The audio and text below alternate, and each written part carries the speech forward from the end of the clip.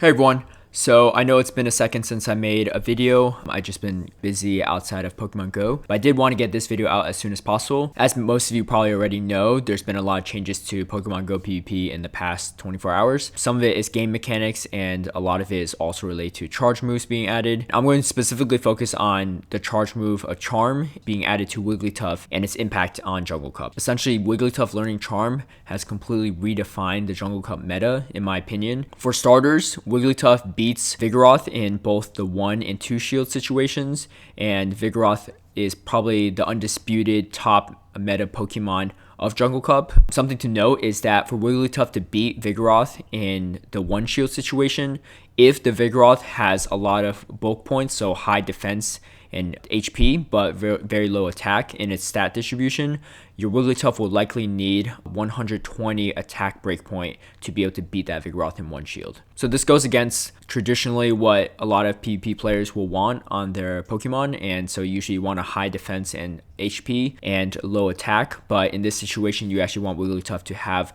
a moderately high attack to reach that attack breakpoint, just in case you go against a Vigoroth that is very high in HP and defense. In addition to Vigoroth, it also beats Pidgeot and Noctowl and the Alolan Graveler and Golem in both 1 and 2 shield situations as well. It loses in the 0 shield situations, but with a shield, it does quite a bit of damage in these matchups. For situations where Charm Wigglytuff completely dominates, it beats Vespiquen and both Raichus, the Kanto and Alolan version, and it completely destroys Breloom and Heracross. This is particularly bad for Breloom and Heracross because they're already hindered quite a bit by the birds, but now you have Charm Wigglytuff in the picture too, you're going to have to play very carefully with them if you do decide to bring them into the cup.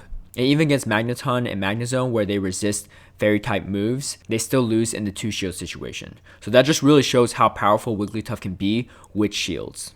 But the main thing is it's not completely unbeatable as well. So if you bring counters such as the Grass Poisons, Victory Bell, Venusaur, those can handle Wigglytuff pretty easily. You also have the Moths, so Dustox and Venomoth. The main thing to note is that Venomoth actually loses to Wigglytuff in 2 shield situations, whereas Dustox does not. But for Great League Dustox, you have to max out completely, and ideally you want something as close to 100% IVs as possible because it doesn't hit that 1500 CP ceiling. And then Fortress also can beat Wigglytuff in all shield situations. I mostly only brought up the Pokemons that were particularly meta relevant, so obviously I didn't cover every single matchup possible. I have seen some people make comparisons of Charm Wigglytuff with Kingdra from Rainbow Cup because of its heavy hitting fast attack. Me personally, I think that Wigglytuff is actually a bigger impact on the cup than Kingdra was on Rainbow Cup because it beats Vigoroth, the top meta Pokemon of Jungle Cup, and it completely makes certain Pokemon in the meta obsolete, such as Heracross and Breloom. I'm going to show you some matches with Wigglytuff just so you can see how much health it has when it beats a Pokemon or how much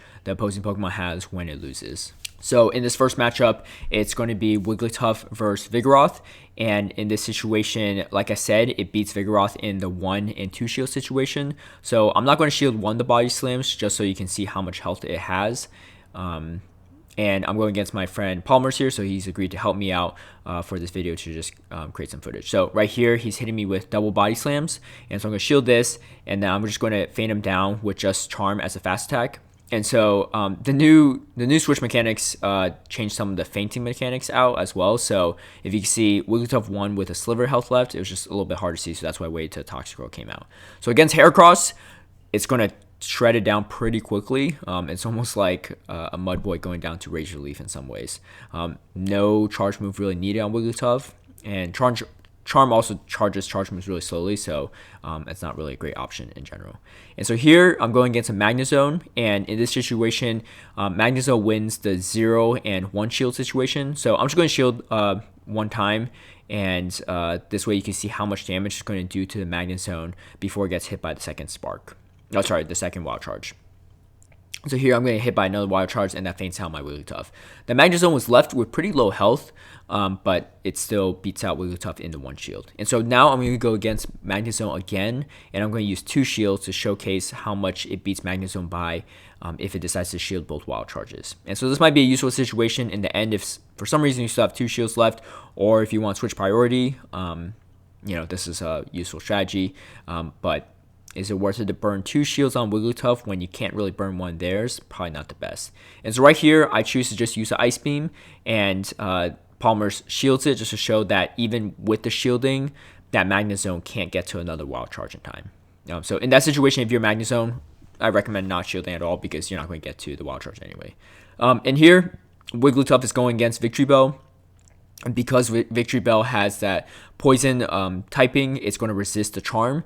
And with the Razor Leaf, it could take it down pretty much without using any charge moves. In that situation, Victory Bell had enough to use Leaf Blade. Polymers chose not to use Leaf Blade just to show that it can feint down a Wigglytuff with Razor Leaf, and that way it can save energy and hit whatever's coming out next. So like I said before, Charm Wigglybuff has really redefined the meta, probably more so than any other update I've ever seen in the middle of a cup. So if you read any guides or meta write-ups for Jungle Cup prior to the release of Charm, I would say take those with a grain of salt because Charm was not factored into those at all.